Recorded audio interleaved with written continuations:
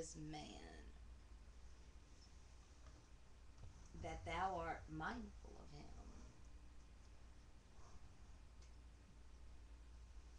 Man being the subject of these essays, it is the first proper to explain what will be meant. Did you start out already? Oh, therein by the word. Man is a microcosm, that is, an image concentrated around the point of consciousness of the macrocosm or the universe. This theorem is guaranteed by the helio-idealistic demonstration that is the perceptible universe as extension or phantasm of the nervous system. It follows that all phenomena, internal and external, may be classified for the purpose of discussing their observed relations in any manner which experience may show to be the most convenient. Examples: the elaborate classifications of science, chemical, physical, etc., etc. There is no essential truth in any of these aids to thinking.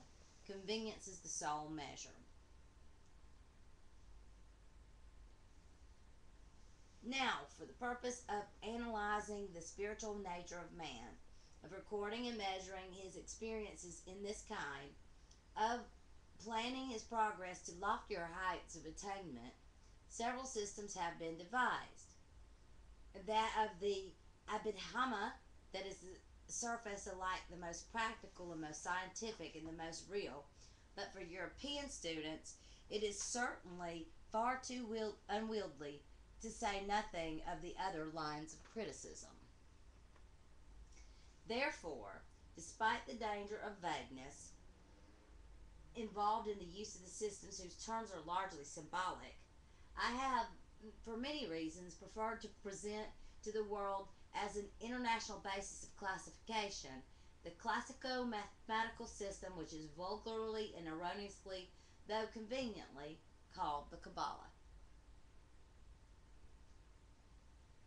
The Kabbalah, that is the Jewish tradition concerning the initiated interpretation of their scriptures, is the most either unintelligible or nonsense. But it contains as its ground plan the most precious jewel of human thought, that geometrical arrangement of names and numbers which is called the Tree of Life. I call it the most precious because I have found it is the most convenient method hitherto discovered of classifying the phenomena of the universe and recording their relations, whereof the proof is the amazing fertility of thought which has followed my adoption of this scheme. Since all phenomena soever may be referred to the tree of life, which may be multiplied or subdivided at will for the convenience sake, it is evidently useless to attempt any complete account of it. The correspondence of each unit, the 10 spheroids, 22 paths, are infinite. The art of using it consists principally in referring all our ideas to it, discovering thus the common nature of certain things and the essential difference between others, so that ultimately one obtains a simple view of the incalculably vast complexity of the universe. The whole subject must be studied in the book 777, and the main attributions committed to memory. Then, when by constant use the system is at last understood, as opposed to being merely memorized, the student will find fresh light breaking in on him at every turn as he continues to measure every item of new knowledge that he attains by this standard. For to him the universe will then begin to appear as coherent and a necessary whole. For the purpose of studying these little essays, it will be sufficient if bare outline of the cosmic theory which they imply be given, but it may be added that the fuller the comprehension of the tree of life, which the reader brings to them, the clearer will their thought appear, and the more cogent to their conclusion. The constitution of man is fivefold. 1. Jekida.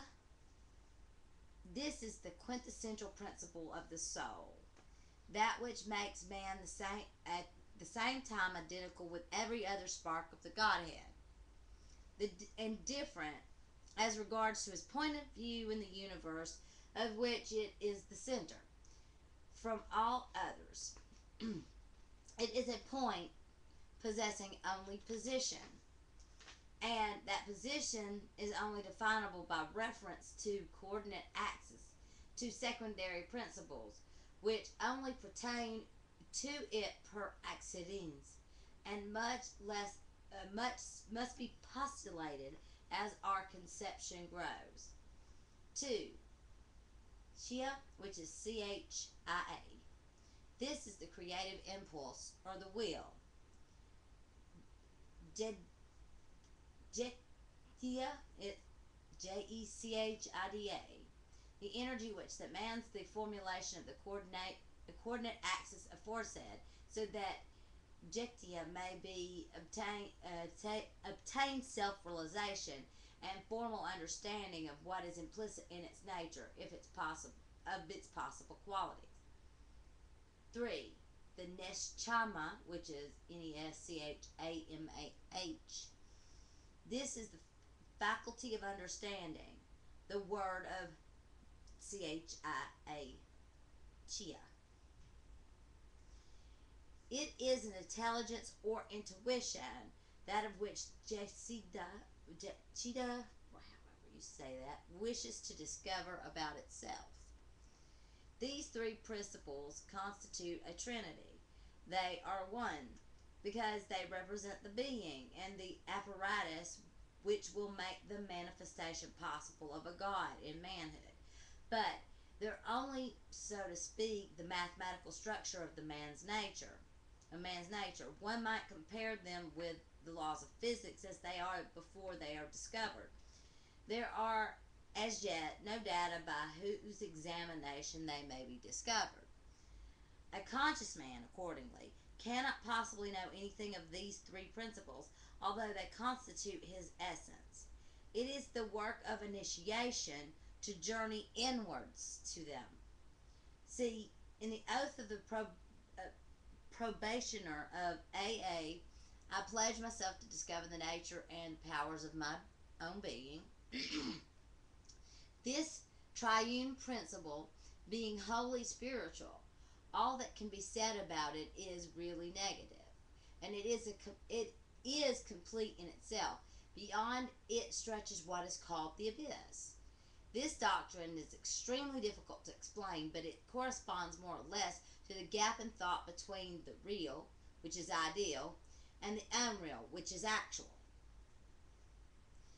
In the abyss, all things exist indeed, at least in posse, which are without any possible meaning, for they lack the substratum of spiritual reality. They are appearances without law. They are thus insane delusions. Now, the abyss being thus the great storehouse of phenomena, it is the source of all impressions, and the triune principle has intended a machine for investigating the universe, and this machine is the fourth principle of man. Ruach. Roach. This may be translated mind, spirit, or intellect. Intellect. None of these is satisfactory. The connotation varying with every writer.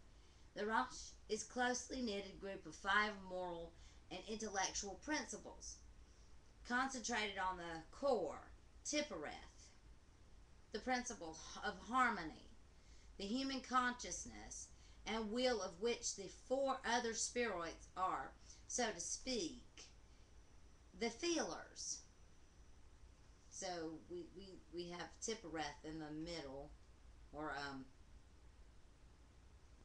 He probably has. Yes, Tippereth is in the middle.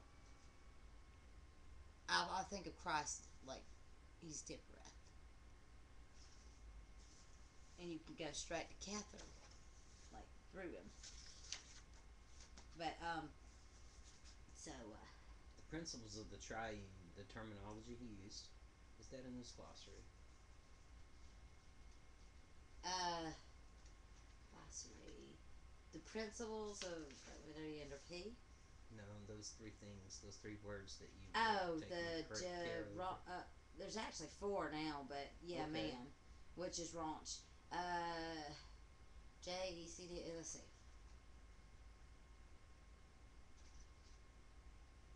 Yes, J JECI. Excuse me, Yes. JECHIDAH.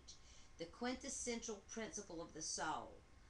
One principle of the fivefold constitution of man. And then it says see the diagram. Okay, and then another one is like basically chia. Uh, that starts with a C. It's the creative CHIAH is the creative impulse or will, the second principle of the fivefold constitution of man. And the third is Neschama, Neschamah,